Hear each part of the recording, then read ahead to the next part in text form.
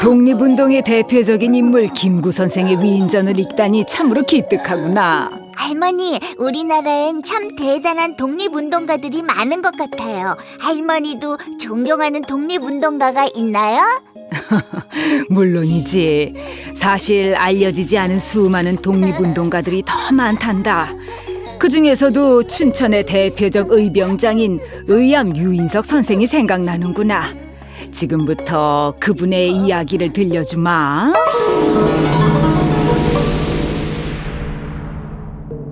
슬프게도 일제강점기에는 세 부류의 사람들이 존재했단다. 아유, 조선을 위해 늘 수고가 많으십니다요. 아하.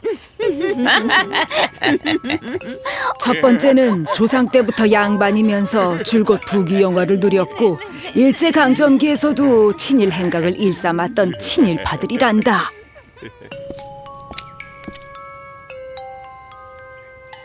무엄하다.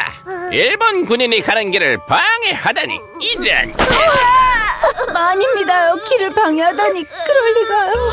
엄마 무서워요. 뭐시?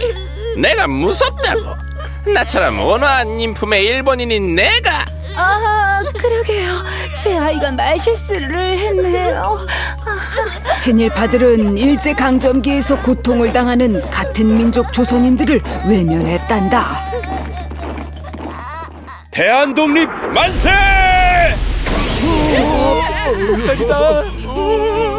에이, 생쥐 같은 녀석들 당장 잡아라! 생쥐는 바로 너희들이다. 남의 나라를 침범하고 악랄한 범죄를 저지른 너희들 말이다. 이 그리고 녀석! 두 번째로는 평민 신분인데도 빼앗긴 나라를 되찾기 위해 목숨을 바친 의병과 독립운동가들이었지. 아이, 거참 의병이 밥을 먹여준다냐? 며칠간 또 이곳이 시끄럽겠네요. 장사하기 다 틀렸어요. 그러게나 말이오. 그리고 나라가 어떻게 되든지 세상 변하는 대로 따라 살겠다는 사람들이었단다. 이렇게 일제강점기의 조선은 친일파, 독립군과 의병, 그리고 모든 것에 무관심한 자들로 혼란스러웠단다. 민족의 위기와 고난을 무시하는 친일파들이야말로 참으로 양심 없는 자들이 아닌가. 유학자였던 유인석은 부유한 양반과 배운 사람들이 나라를 망치고 민족을 배신한 것을 용납할 수 없었단다. 그리고 얼마 후 고종 32년인 1895년에 일본인이 명성황후를 시해한 을미사변이 일어났단다. 우리 민족에겐 엄청난 치욕과 슬픔을 안겨준 사건이었지. 내가 조선의 공모다.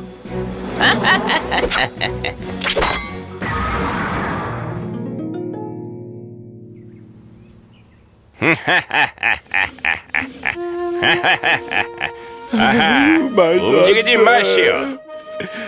조상과 부모님이 물려주신 소중한 머리칼을 잘리다니 이 무슨 말도 안 되는 일이란 말이오.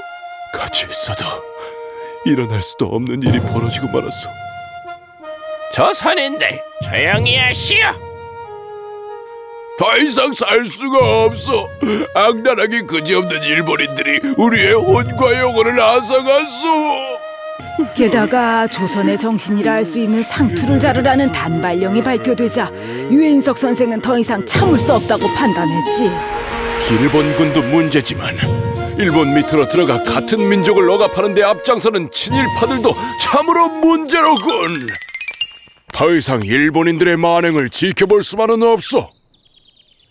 그리고 그들의 밑으로 들어가 민족을 배반하는 친일파들과 일본에게 혜택을 받고 나라를 팔아먹는 매국노들도 가만히 둘 수 없어. 맞아요. 맞아요. 나라를 뺏는 것도 모자라 악랄한 만행을 저지르는 것에 더 이상 두고 볼 수만은 없어. 우리는 이제부터 대한제국의 국민으로서의 모든 힘을 다 바쳐야 마땅합니다. 전국적으로 단체를 조직해 대한제국의 자존심을 지켜 일본과 싸워서 기필코 나라를 되찾읍시다.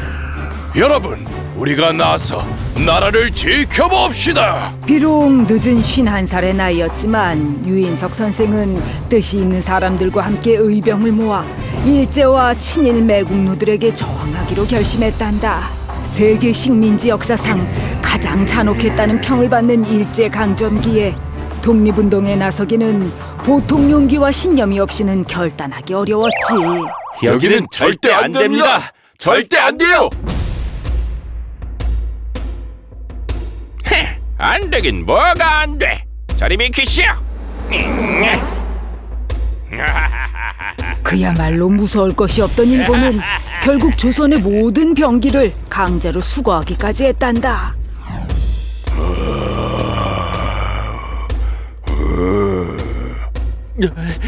저리가. 와.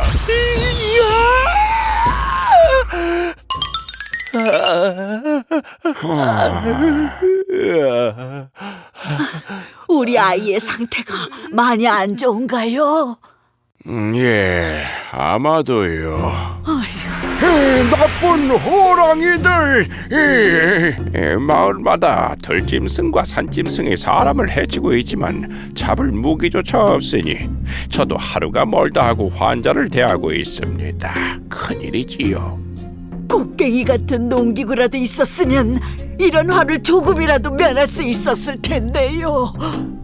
아유, 관찰사가 하루가 멀다 하고 철이며 무기를 모조리 다 가져가서 일본군에게 바치고 있으니 맹수가 나타나도 퇴치할 농기구 한 자루 없을 정도였단다.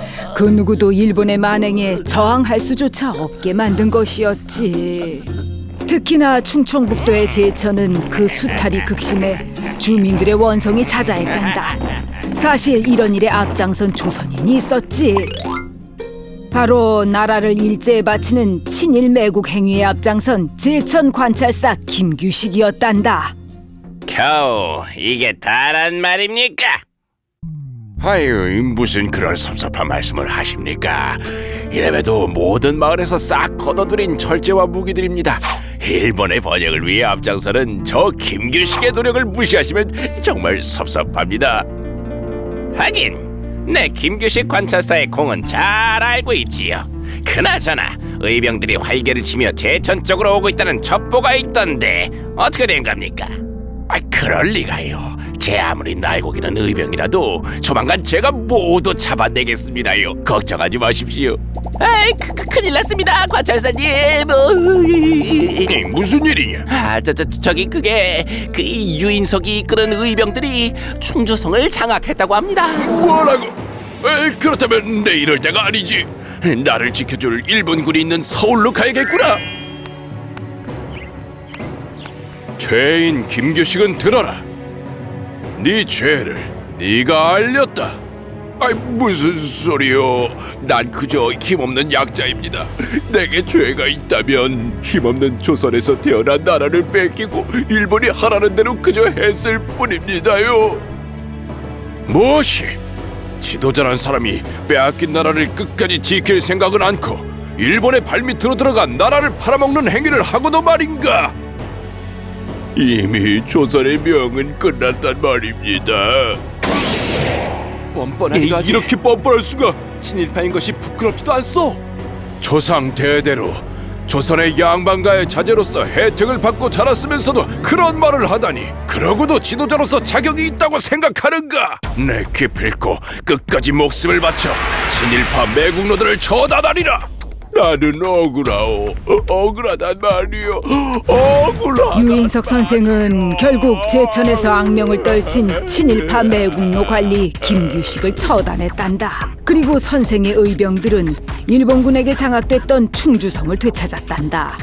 각 지역에서 의병들을 보내온 결과였지. 선생님의 지도 아래 충주를 점령한 일이 전국 의병들 사이에서 놀라운 일로 전해지고 있습니다. 아닐세. 난 그저 조선인으로서 해야 할 일을 한 것뿐일세. 아닙니다. 전국에서도 일본군의 위세가 막강했던 충주를 점령했으니 얼마나 대단한 일입니까? 맞습니다. 머지않아 이곳에서 전국의 의병들과 힘을 합치면 일본의 심장구가 있는 서울까지 갈 수 있는 기틀을 마련할 수 있을 것입니다. 그런데 왜 줄곧 근심 어린 표정이십니까? 우리 의병들의 무기가 얼마나 남아 있는가? 일제의 무기 침탈로 얼마 남지 않았습니다.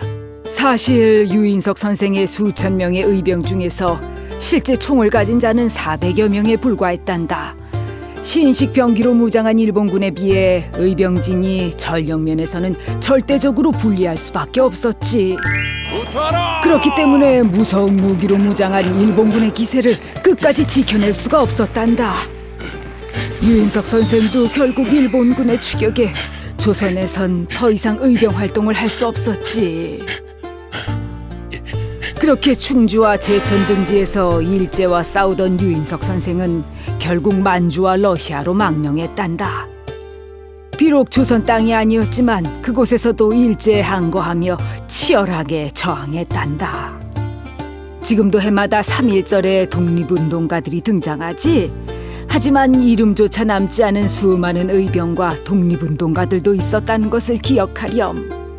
그리고 춘천시 남면 가정리에 가면 의암 유인석 묘역이 있다는구나. 그곳에서 숭고한 정신을 느끼면 어떨까?